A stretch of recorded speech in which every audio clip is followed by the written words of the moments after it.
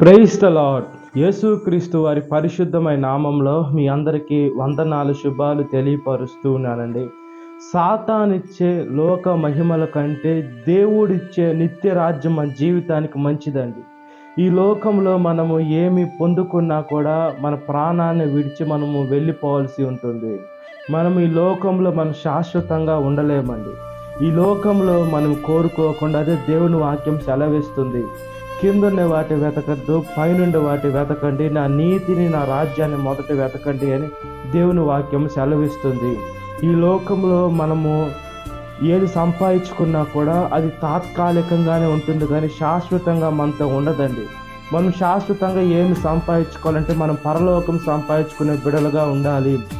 మనము నిత్యరాజ్యం సంపాదించుకునే బిడలుగా, మన పరలోకపు తండ్రితో మన యుగాలు గడిపేటువంటి బిడలుగా ఉండాలండి.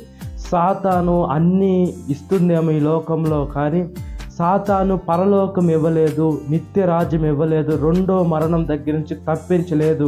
ఏమంటే సాతానే నరకంలో ఉంటుంది కాబట్టి సాతాను ఉన్నటువంటి చోటుకి ఈడ్చుకొని వెళ్తుందేమో, కానీ మనం ఎప్పుడైతే దేవుని బిడలుగా మనం ఉంటామో దేవుని రాజ్యానికి మనం వెళ్ళి జీవ కిరీటం పొందుకొని ఆయనతో మన యుగాలు గడపచ్చండి.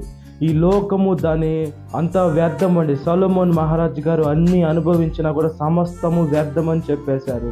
ఈ లోకంలో ఏది అయినా మట్టితో సమానం, మన్ను అయిపోతుంది. ఇప్పుడు ఉంటుంది, మరి కొద్దిసేపటికి అది కనబడదు. మనుషులు కూడా ఇప్పుడు ఉంటున్నారు, తిరిగి చూసే లోపల మనసులు మారుతున్నా లేదా ఆ మనిషి చనిపోతూ ఉన్నారు. ఈ తాత్కాలికమైన లోకం కోసం ప్రయాస పడకుండా మనం పరలోకానికి మనం వెళ్ళినట్లుగా ప్రార్థన. మహాపరిశుద్ధ ఆత్మదేవ, మా ప్రియ పరలోక తండ్రి, ఒకసారి జ్ఞాపకం చేసుకోండి అయ్యా.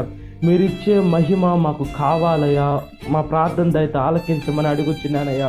ఈ సాతానిచ్చే మహిమను మాకు వద్దు, కానీ మీరు పరలోకంలో మేము గడిపేదానికి మాకు మంచి అవకాశం ఇచ్చారు.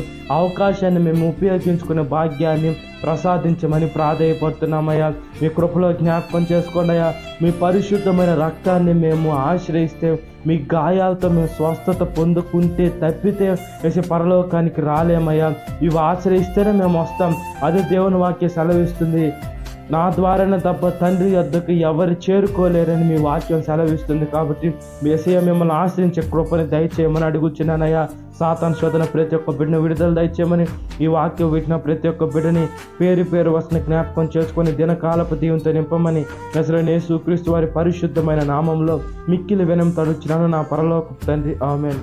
Praise the lord. God bless you. Have a great day.